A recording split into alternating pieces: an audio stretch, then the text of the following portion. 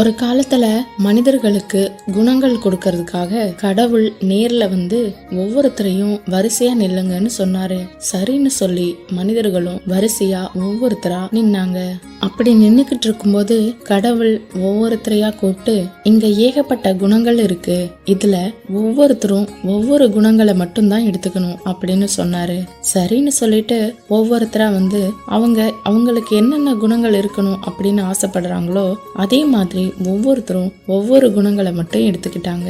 அந்த வரிசையில நின்னுக்கிட்டு இருந்த ஒரே ஒரு மனிதனுக்கு மட்டும் எந்த குணங்களுமே கிடைக்கல. கடவுள் அந்த மனிதனை கூப்பிட்டு, இங்க வாப்பா, ஏன் நீ எந்த குணங்களையுமே வந்து எடுத்துக்கல அப்படின்னு கேக்குறாரு. அதுக்கு அந்த மனிதன், இறைவா, நான் ஏதாவது ஒரு குணங்களை எடுக்கணும்னு தான் நினைச்சுக்கிட்டே இருப்பேன். நான் எந்த குணத்தை நினைக்கிறேனோ அதை யாராவது வந்து எடுத்துக்குவாங்க. அப்புறம் சரி, நம்ம பொறுமையா இருந்து பார்ப்போம், நமக்கும் ஏதாவது கிடைக்கும்னு ஓரமா நின்னுக்கிட்டு இருந்தேன். கடைசியா எனக்கு எந்த குணமுமே இல்லாம போயிடுச்சு அப்படின்னு சொல்லி ரொம்பவும் வருத்தப்பட்டான். சேனலை சப்ஸ்கிரைப் பண்ணி மறக்காம லைக், கமெண்ட், ஷேர் பண்ணுங்க.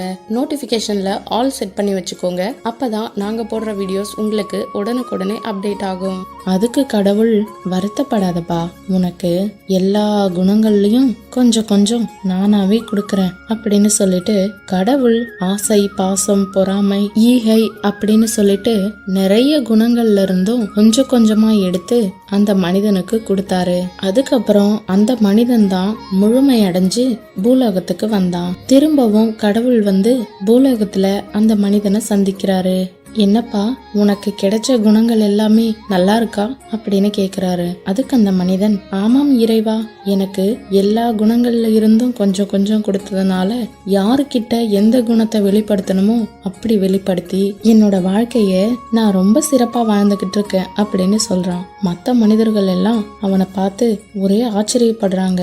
இது எப்படி அப்படின்னு கேட்கும்போது அந்த மனிதன் சொல்றான், நான் பொறுமையா இருந்ததுனாலதான் எனக்குன்னு எல்லா குணங்கள்லயும் கொஞ்சம் கொஞ்சம் கடவுள் கொடுத்தாரு. நீங்களும் பொறுமையா இருந்திருந்தா உங்களுக்கும் எல்லாத்துலயும் கிடைச்சிருக்கும். இப்ப ஒரே ஒரு குணத்தை மட்டும் முழுசா வச்சுக்கிட்டு என்ன செய்ய போறீங்க அப்படின்னு கேட்டு, பொறுமையா இருக்கிறது தான் நல்லது அப்படின்னு அந்த மனிதன் மற்ற மனிதர்களுக்கு புரிய வைக்கிறான். இந்த கதையில இருந்து நாம என்ன தெரிஞ்சுக்கிறோம்னா, நம்மள வாழ்ந்துகிட்டு இருக்கக்கூடிய பல மனிதர்கள் ஒவ்வொருத்தரும் ஒவ்வொரு விதமா இருப்பாங்க.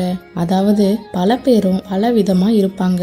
அவங்க கிட்ட நாம ஒவ்வொருத்தருமே ஒவ்வொருத்தருக்கிட்டையும் சரியா நடந்துக்கணும். நம்ம கிட்ட எல்லா குணங்களும் இருந்தாலும் எந்த குணங்களை யார் யார்கிட்ட வெளிப்படுத்துறோம் அப்படிங்கறதுல தான் நம்மளோட வெற்றி இருக்கு.